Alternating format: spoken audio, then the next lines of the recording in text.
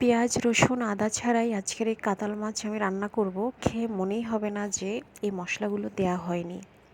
তো চলুন, এখানে আমি বেশ বড় সাইজের কয়েক পিস কাতাল মাছ নিয়েছি। দেখতেই পাচ্ছেন মাছগুলো বেশ বড় সাইজের। মাছগুলোকে ভালোভাবে পরিষ্কার করে নেওয়ার পরে এখন রান্নার প্রসেসিং। এখানে আমি একটি লেবুর অর্ধেক পরিমাণে লেবুর রস দিয়ে দিলাম। ছোটো লেবু হলে পুরোটাই দিবেন। এরপর পরিমাণ মতো লবণ দিয়ে দিচ্ছি, হাফ চা চামচ হলুদের গুঁড়ো এবং অল্প পরিমাণে মরিচের গুঁড়ো।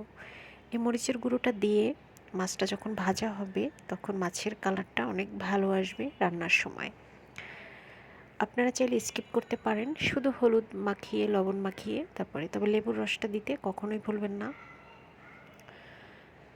মাছটাকে খুব ভালোভাবে মাখিয়ে নিয়েছি। এখন আমি একটা হাঁড়িতে খুব ভালোভাবে তেল গরম করে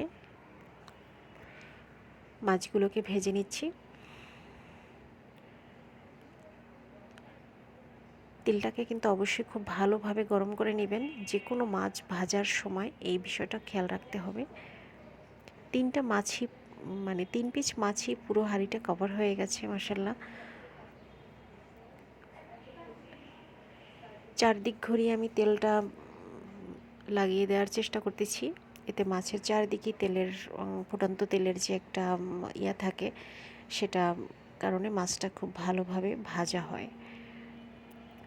আমি খুব সাবধানে এ পর্যায়ে উল্টিয়ে দিয়েছি। এটাকে আরও 2-1 বার এভাবে উল্টে পাল্টিয়ে আমি মাছটাকে খুব কড়াভাবে এমনভাবে ভেজে নিয়েছি।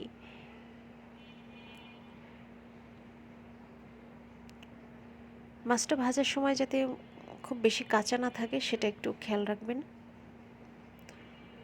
তো এখন অন্য একটা হাঁড়িতে আমি জাস্ট সাদা পানি ব্যবহার করছি, নর্মাল পানি দিয়ে দিচ্ছি। এর সাথে দিয়ে দিচ্ছি আমি রান্নার জন্য 1 চা চামচ হলুদ বাটা, 1 চা চামচ মরিচ বাটা। আমি এখানে বাটা মশলাটা ব্যবহার করছি। আপনারা গুঁড়ো মশলা ব্যবহার করতে চাইলে এটাকে আগে থেকে একটু পানি দিয়ে গুলিয়ে রেখে দিবেন, তারপরে এখানে মিক্সড করবেন। এরপর পরিমাণ মতো লবণ দিয়ে বাটা মশলাগুলোকে আমি পানির সাথে খুব ভালোভাবে মিশিয়ে দিলাম। ফুটে উঠছে, এখন আমি মাছগুলো একে একে দিয়ে দিব।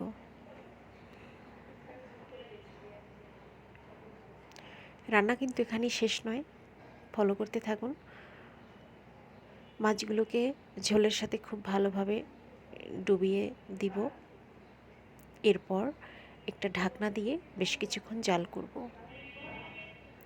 এবার যে হাঁড়িতে আমি মাছ ভেজেছিলাম সেখানে পর্যাপ্ত পরিমাণে তেল রয়ে গেছে। যদি না থাকে সেখানে কিছু তেল এড করবেন। এরপর শুকনো মরিচ, গোটা জিরা আর তেজপাতা ফোড়ন দিয়ে আমি এখানে 1 চামচ জিরা বাটা এবং 1 চামচ ধনিয়া বাটা এটা অ্যাড করেছি। এরপর তেলে বেশ কিছুক্ষণ এরকম নেড়েচেড়ে মিশিয়ে ভেজে নিলাম মশলাটা। ভাজার এক পর্যায়ে আমি এখানে হলুদ মরিচ মাখানো সিদ্ধ করা যে মাছটা রয়েছে সেটা আমি এখানে বাগানের মতো দিয়ে দিলাম। এরপর বেশ কিছুক্ষণ ঢাকনা দিয়ে আমি জাল করব মিডিয়াম টু লো আঁচে। তো দেখুন আমার রান্নাটা কিন্তু শেষ হয়ে গেছে। মাশাআল্লাহ, এত সুন্দর একটি কালার আসছে এবং এটা খেতে কিন্তু সত্যিই অসাধারণ আর স্বাস্থ্যকর তো অবশ্যই বটে। খুব বেশি মশলা ব্যবহার করা হয়নি। নিঃসন্দেহে এটি একটি স্বাস্থ্যকর রেসিপি এবং এটা খেতে কিন্তু অনেক মজা। এখানে যে মেজর মশলাগুলো পেঁয়াজ রসুন আদাই ব্যবহার করা হয়নি, একদমই মনে হবে না। তো ভালো থাকুন, আল্লাহ হাফেজ।